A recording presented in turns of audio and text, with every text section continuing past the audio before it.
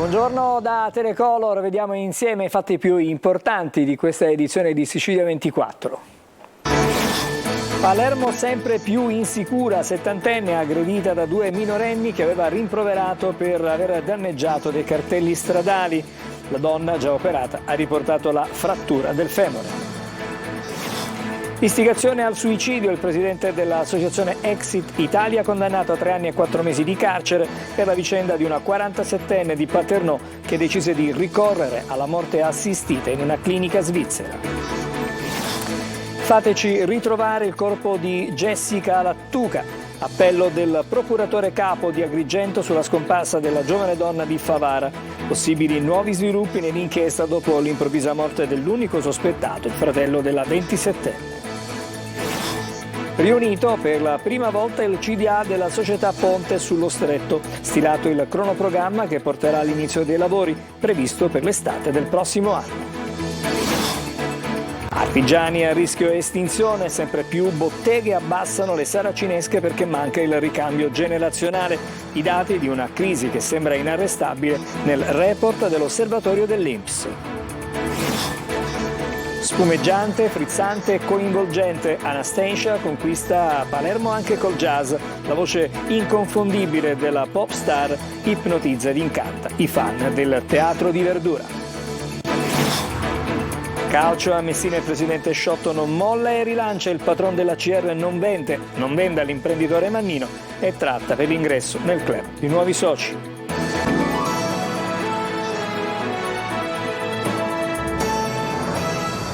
Ancora una buona giornata da Sicilia 24, cominciamo il telegiornale con la cronaca. A Palermo si registra un nuovo episodio di violenza proprio in centro storico. Una donna, una settantenne, è stata aggredita da due minorenni che erano stati rimproverati per avere danneggiato dei cartelli stradali. La donna ha riportato la rottura del femore ma è già stata operata. Sentiamo Marco Gulla. Un nuovo, l'ennesimo episodio di violenza nel centro storico di Palermo. Questa volta siamo a Piazza Venezia, a pochi metri da via Roma. La vittima dell'aggressione è una settantenne che ha rimproverato due ragazzini di 12 anni che stavano danneggiando alcuni cartelli stradali. La settantenne li ha redarguiti, suscitando la reazione violenta dei due minorenni. La donna è stata soccorsa subito dal personale del 118 e portata all'ospedale Villa Sofia, dove i medici le hanno diagnosticato la frattura del femore. L'anziana è già stata operata questa mattina. Resta lo shock per essere stata aggredita da due ragazzini che non hanno accettato il rimprovero della donna, che era in compagnia della figlia, e ai nostri microfoni racconta così l'accaduto. Io e mia madre eravamo di ritorno da un pomeriggio di shopping trascorso tranquillo, sereno. Al momento di riprendere la macchina, mia madre si è accorta di questi ragazzini che stavano distruggendo un palo della segnaletica stradale.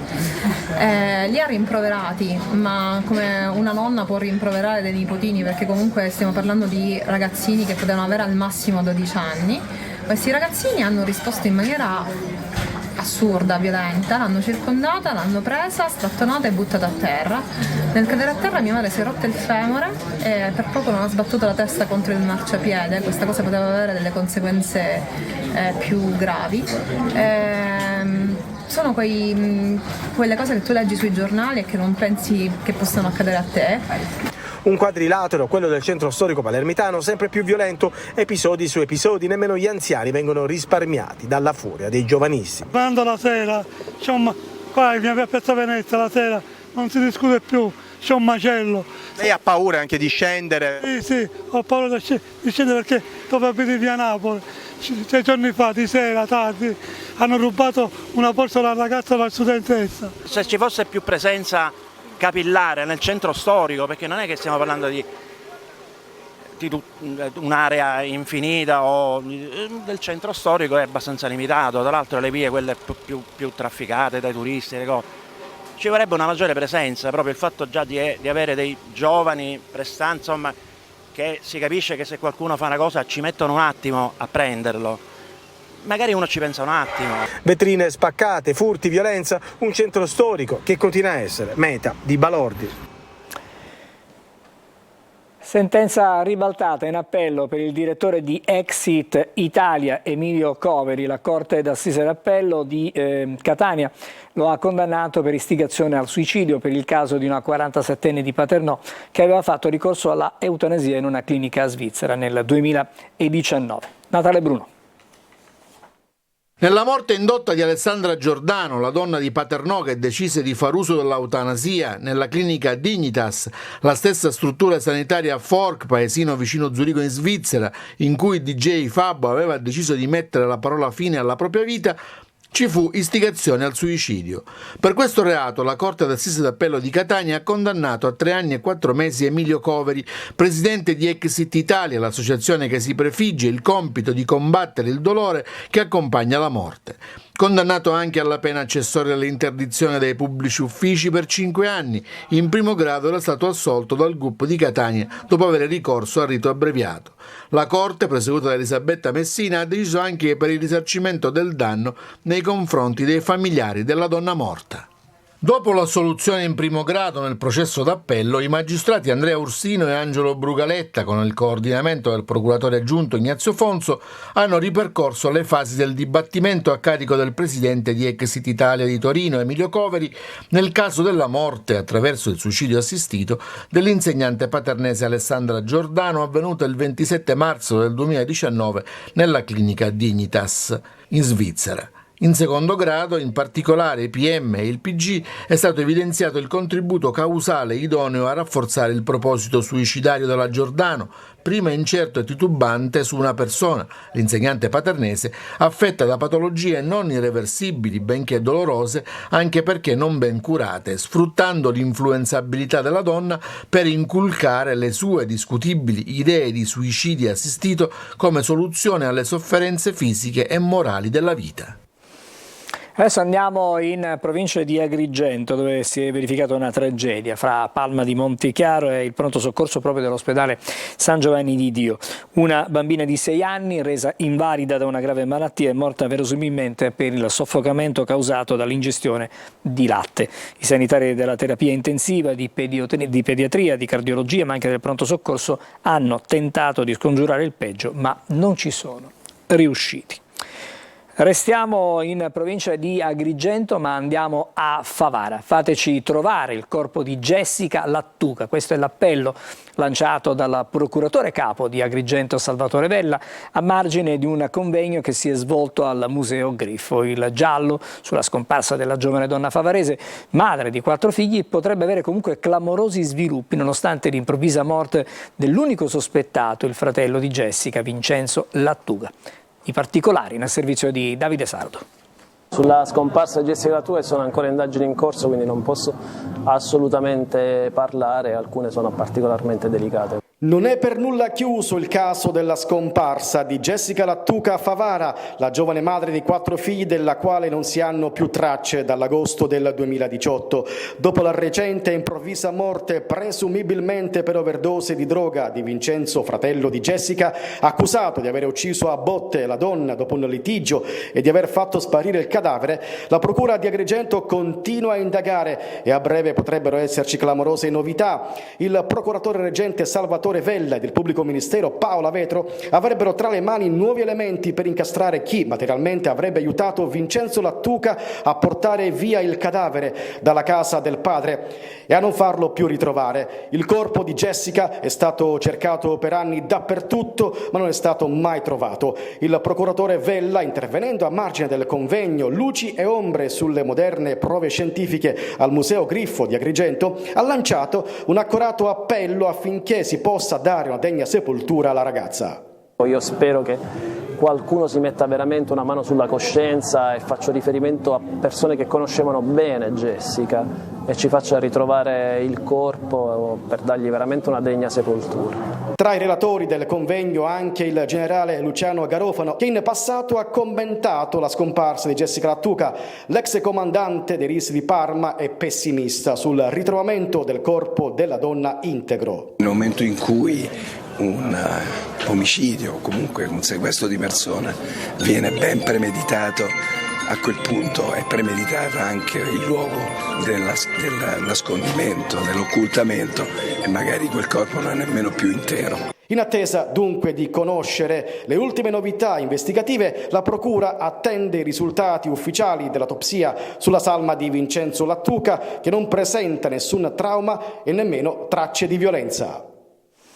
Una donna è morta in un incendio nelle sue campagne di Gangi nel Palermitano. Giuseppina Barbieri, 83 anni, insieme al marito, stava dando alle fiamme alcune sterpaglie nel proprio terreno. Avvolta dal fumo, si è sentita male ed è finita sul cumulo di sterpaglie in fiamme. Il marito ha cercato di spegnere il rogo, ma non c'è stato nulla da fare. Sono intervenuti i vigili del fuoco, i sanitari al 118 e i carabinieri. Dopo l'intervento del medico legale, la salma è stata restituita alla famiglia per celebrare i funerali. E adesso voltiamo pagina, parliamo del ponte sullo Stretto. Ieri si è riunito il primo CDA della società Stretto di Messina, alla presenza anche del ministro Salvini. Si è trattata di una riunione operativa, l'obiettivo è arrivare prima possibile al progetto esecutivo e si è scandito anche il cronoprogramma sino alla prossima estate, quando è previsto l'avvio dei cantieri. Francesco Triolo. Torna operativa la società Stretto di Messina, braccio del Ministero delle Infrastrutture per la realizzazione del ponte sullo Stretto. Il passaggio formale è stata la prima riunione del nuovo Consiglio di amministrazione alla presenza del Vice Premier Matteo Salvini. Il Presidente Giuseppe Recchi e l'amministratore delegato Pietro Ciucci hanno conferito le deleghe ed espletato i primi adempimenti del CDA, quindi hanno presentato il cronoprogramma. L'obiettivo è quello di passare al progetto esecutivo e all'avvio dei lavori entro l'estate del 2024. Ma intanto entro venerdì 30 giugno si procederà alla nomina del nuovo comitato scientifico, così come previsto dalla legge votata in Parlamento a fine maggio.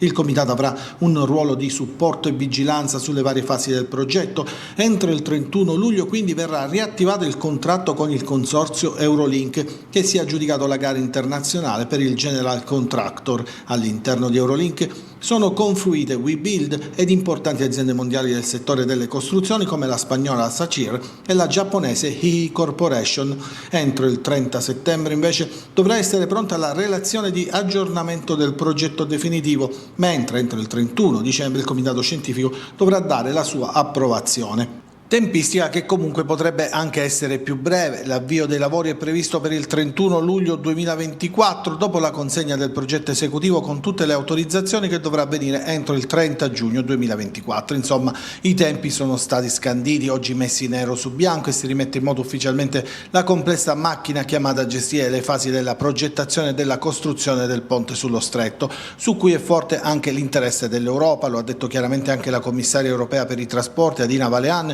in audizioni presso le commissioni congiunte, quarta ed ottava del Senato, nona e 14ª della Camera, sostenendo che anche se il dibattito sull'opera è nazionale ed è una scelta dell'Italia, se volete farla, ha detto, la Commissione vi aiuterà, aggiungendo: ho capito dal governo che c'è questa intenzione, che volete farlo, quindi sono qui per sostenere quest'idea.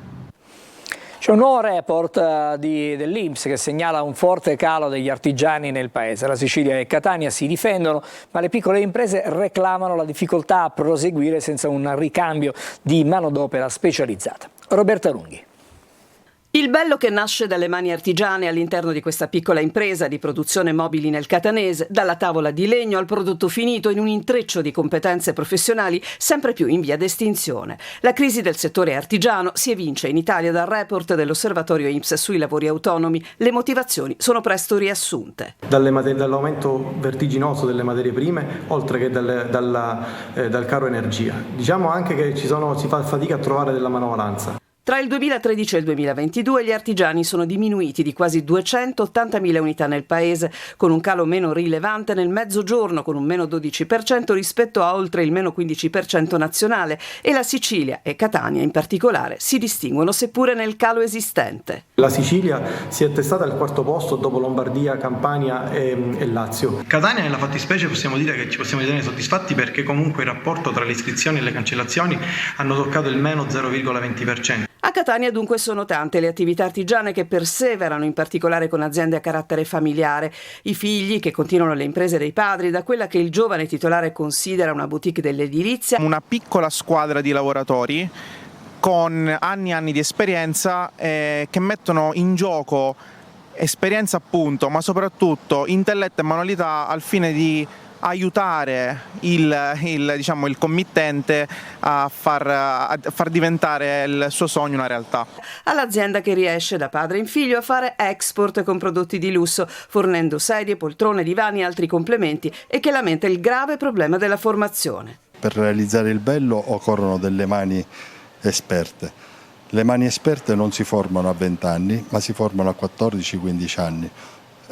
Quindi occorrerebbe veramente uno sforzo di rivoluzione del sistema scolastico che avvia al mondo del lavoro, all'artigianato, i ragazzi veramente in giovane età. Nelle nostre città si trovano sempre meno idraulici ed elettricisti, ma anche, secondo i dati diffusi da Unioncamere nei giorni scorsi, falegnami, lavanderie e piccoli trasportatori, mentre sono cresciuti i tassisti, i muratori, l'estetista e i tatuatori. Ma attenzione ad inquadrare in modo preciso la figura dell'artigiano, persona, ci dichiarano, disposta a lavorare giorni in più pur di produrre qualità, e la qualità di solito ha un costo superiore. Di più rispetto alla media, il costo però credo che, come in tutte le cose, se è giustificato, il cliente è disposto a pagarlo. Costo giustificato e poi la parola no, difficile da sentire nella produzione artigiana. Quando il cliente viene da noi che crede che sia una cosa impossibile, poi sta nell'artigiano invece sorridere e dire no, si può fare. E siamo all'avvertenza rifiuti a Catania, una proroga di 1 mese per i 70 operatori ecologici della Gema in scadenza di contratto il 30 giugno in servizio proprio nell'800. La notizia è arrivata dopo una mattinata frenetica ed una serie di riunioni all'assessorato comunale all'ecologia di via Pulvirenti. La proroga consente di scongiurare per il momento l'ennesima emergenza spazzatura, ma non soddisfa pienamente i lavoratori ed i sindacati. E un terremoto di magnitudo 3.1 è stato registrato la scorsa notte a mezzanotte 12 sull'Etna. L'evento è stato avvertito dalla popolazione di diversi paesi del vulcano. L'epicentro è stato localizzato dall'INGV di Catania a 1,6 km a nord di Zaffera Netnea, ad una profondità di 2,8 km. La scossa ha fatto seguito poi uno sciame sismico di almeno altri 14 terremoto di magnitudo compreso tra 1 e 1,7, con ipocentro sempre nella stessa zona tra Zaffera Netnea e Linera. Non risultano segnalazioni di danni. Ci fermiamo, adesso una breve sosta e dopo le altre notizie.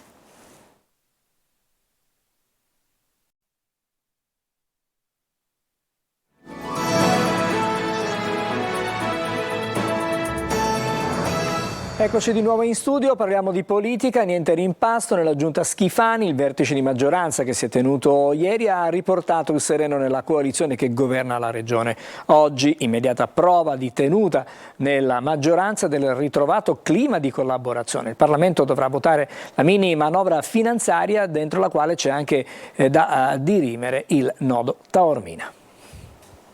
Niente rimpasto nella giunta Schifani, almeno per il momento. Torna il sereno nella maggioranza di centrodestra alla regione, ma il prezzo da pagare è un doppio no. No alla testa di Turano in cambio dello stop alla sostituzione di Francesco Scarpinato. Ma se nessuno si tocca, vale anche per Marco Falcone. Ma questo rinvio è la vittoria soltanto del compromesso. Nessuno insomma ha vinto veramente, ma tutti possono adesso rasserenarsi.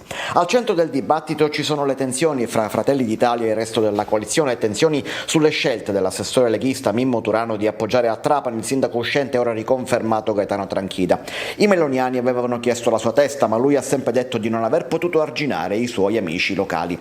Tensioni poi perché Schifani proprio non riesce a farsi piacere Francesco Scarpinato, ma tensioni anche sui decreti di revoca dei finanziamenti del piano Sisili, che era stato il fiore all'occhiello dell'azione del precedente assessore di Fratelli d'Italia, anche se il resto del mondo non la vede così. Se Fratelli d'Italia ha presentato a Schifani i suoi malumori, altrettanto ha fatto il presidente e gli alleati. Alla fine nessuno sapeva dei circa 40 decreti di revoca firmati dal dirigente generale, dunque un atto amministrativo e non politico, una soluzione mediana per uscire dall'impasse. In politica succede anche questo. Risolto il primo nodo, ieri sera Schifani ha avuto un colloquio telefonico con Gaetano Galvagno. Fra i due qualche tensione era stata abbastanza evidente e palpabile dopo gli scontri in aula di mercoledì scorso, ma la telefonata è stata utile e sufficiente a calmare gli animi e a ribadire reciproca fiducia e apprezzamento. Per sancire la pace adesso si dirime il nodo riguardo Taormina. All'Ars il centrodestra sosterrà l'emendamento del governo e non quello di Cateno De Luca per concedere aiuti a tutti i comuni in cui ricadono parchi archeologici, non soltanto a Taormina. In sintesi, i sindaci incasseranno fino al 10% dei biglietti venduti. Tornato il sereno, rientra anche la tensione interna a Forza Italia e in particolare fra Schifani e l'assessore all'economia Marco Falcone. In ballo ci sono gli equilibri interni agli azzurri e forse anche alla coalizione. C'è un riassetto necessario in vista delle elezioni europee e forse proprio quello può essere il punto vero di snodo se la maggioranza supererà anche settembre.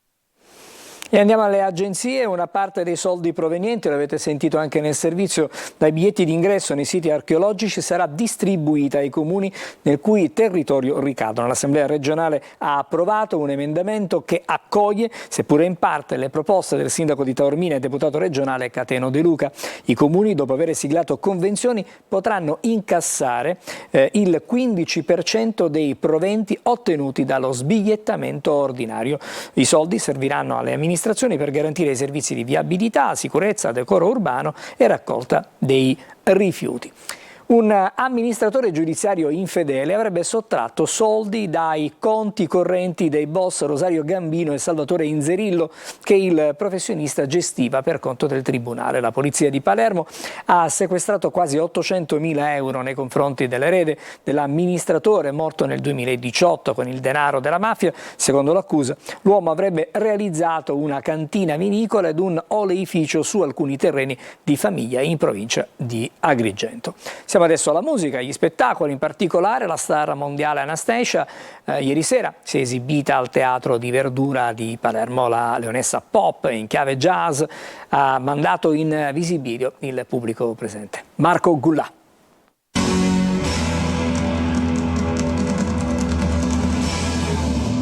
You know I'm not that guy. Spumeggiante, frizzante, coinvolgente, semplicemente Anastacia, la star mondiale ieri di scena al Teatro di Verdura a Palermo, pubblico in visibilio per l'artista americana che ha dato spettacolo per circa un paio d'ore.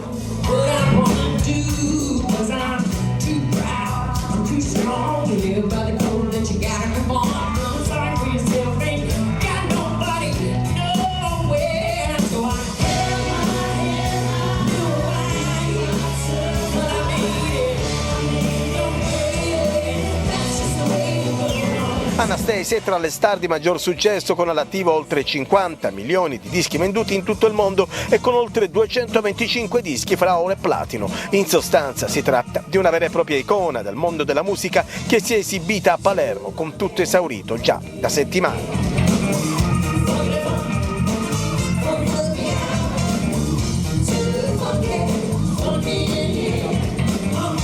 La star ha anche scherzato con il pubblico sul fatto di non riuscire a comunicare in italiano e allora ha trovato un utile escamotage. Sono così felice di essere qui in Sicilia e amo la comunità italiana grazie con tutto il cuore.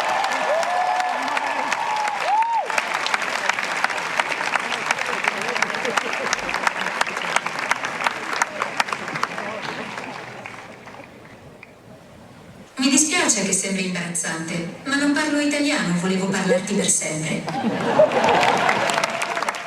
Ma Anastacia ha comunque fatto parlare i suoi brani tra jazz e pop.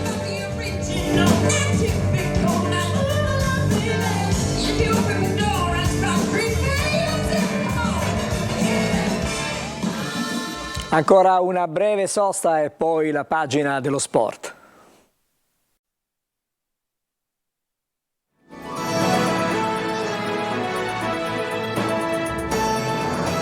E adesso siamo allo sport, fumata nera per la cessione del Messina all'armatore piemontese Mannino. Lo ha dichiarato ieri sera il presidente Sciotto, che sarebbe comunque vicino all'accordo con nuovi soci. Sergio Colossi.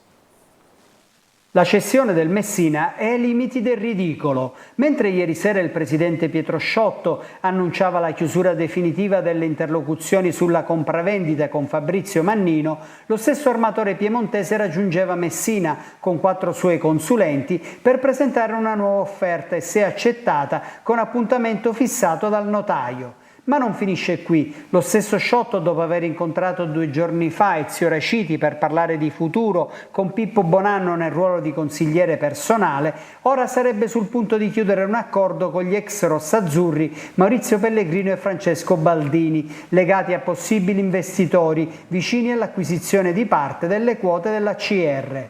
Così Sciotto rimarrebbe presidente con poteri limitati, ma quanto basta per dare il benservito a Mannino, gradito invece dalla tifoseria che annuncia proteste e contestazione. Tutto l'esatto contrario, come già avvenuto per l'iscrizione, quando Sciotto dichiarò di rinunciare alla prossima Serie C, salvo poi fare un passo indietro. I tifosi sui social si sono schierati apertamente contro il presidente, reo di non volere cedere la CR. Dopo essersi incontrato con Mannino e avere lavorato con i rispettivi legali per la conclusione della trattativa, Sciotto infatti ha sempre giocato al rialzo, non accettando prima l'offerta di 2 milioni di euro, che successivamente è stata riformulata fino a 3 milioni debiti compresi. Pur non avendo ricevuto la documentazione completa per una stima definitiva delle passività, Mannino è tornato in città per l'ultima proposta. Con Sciotto, si sa, può ancora accadere di tutto, ma c'è una certezza, anzi una regola. Dopo 1 mese e mezzo dallo spareggio play-out vinto contro la Gelbison, del Messina del futuro, come negli ultimi 6 campionati, non c'è alcuna traccia. Siamo in chiusura, prima però vi ricordo che subito dopo il nostro telegiornale, come ogni giorno, il nostro approfondimento Sicilia 24 Focus. Oggi con Eva Spampinato si tratteranno dei temi legati all'ambiente, in modo particolare alle nostre spiagge, tra bandiere blu ma anche e soprattutto i tanti divieti di balneazione. Mi fermo qui, grazie per essere rimasti con noi, l'augurio a tutti voi di una buona giornata.